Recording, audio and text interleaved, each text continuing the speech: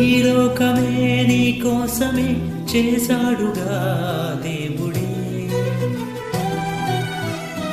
తన కోసమే బ్రతకాలని నీకుందిగా ఈ ఊపిరి.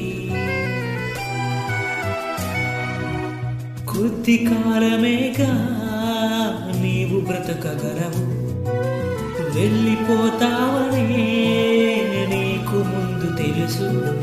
మరి ఎందుకు ఎందుకు ఎందుకు ఎందుకు భూమి మీద ఏదేదో చేద్దామని.